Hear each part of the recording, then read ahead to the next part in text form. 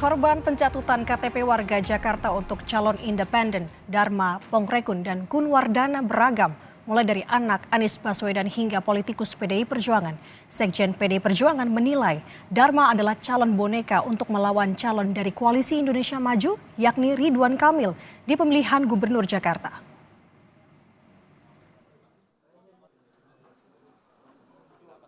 Lolosnya pencalonan Dharma Pongrekun dan Kunwardana ramai dikritik masyarakat.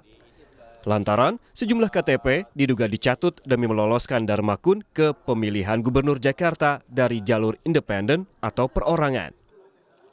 Salah satu korbannya adalah politikus PDI Perjuangan yang KTP-nya dipakai untuk mendukung Dharma Kun. Ada Ketua DPC PDI Perjuangan Jakarta Timur, Saudara Rio.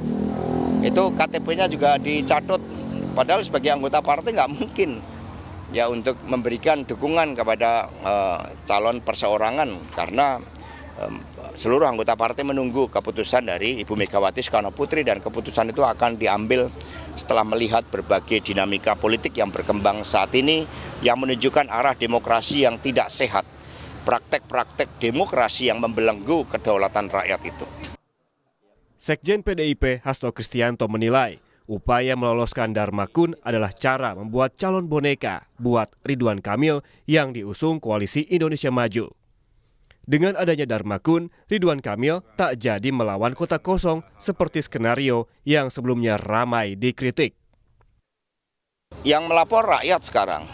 Jadi kita juga melihat sedang mengidentifikasi dari internal PDI Perjuangan yang KTP-nya dicatut bagi kepentingan penciptaan ya calon boneka.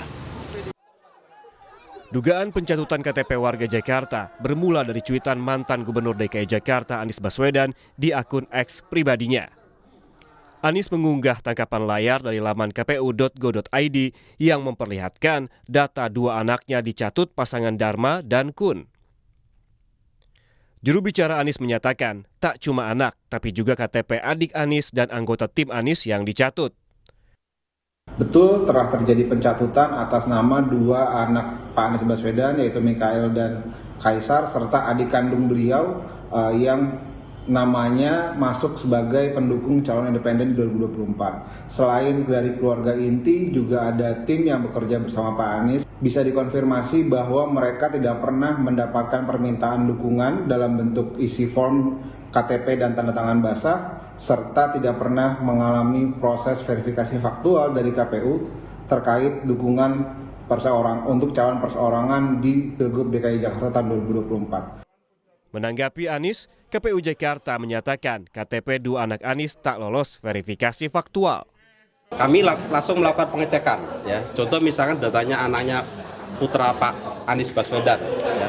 Kami cek memang yang bersangkutan dari sisi administrasi masuk sebagai data dukungan.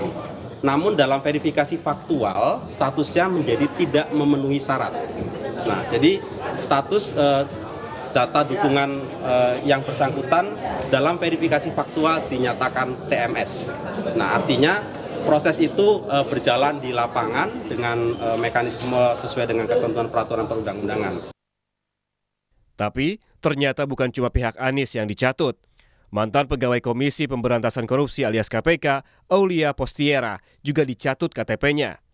Aulia melaporkan hal ini ke polisi sebagai pencurian dan penyalahgunaan data pribadi.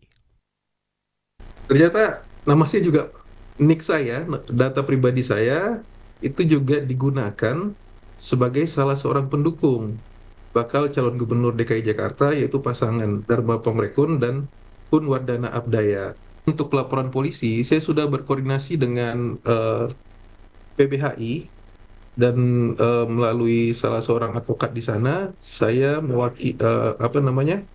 saya meminta PBHI agar dapat mewakili saya dan juga korban-korban lainnya, yaitu. Menanggapi dugaan pencatutan data kependudukan oleh Dharma Kun, Badan Pengawas Pemilu atau Bawaslu Jakarta membuka posko pengaduan. Dari pengaduan warga, Bawaslu segera menentukan dugaan adanya pelanggaran pemilu. Kami sudah membuka posko pengaduan. Per hari ini memang sudah masuk juga beberapa nama ya yang mengadu ke Bawaslu, termasuk ke saya secara pribadi. Ini sebagai pengawas pemilu yang punya kewenangan dalam hal penindakan. Setelah nanti ada kita inventarisasi, baru nanti akan kita lakukan kajian. Sementara itu, sang calon independen Dharma Pongrekun membantah sebagai calon boneka agar calon gubernur dari Koalisi Indonesia Maju Ridwan Kamil tidak melawan kota kosong. Kami bukanlah by design, kami bukanlah settingan, tidak. Kalau kami pun tidak pernah tahu apa yang akan terjadi di depan.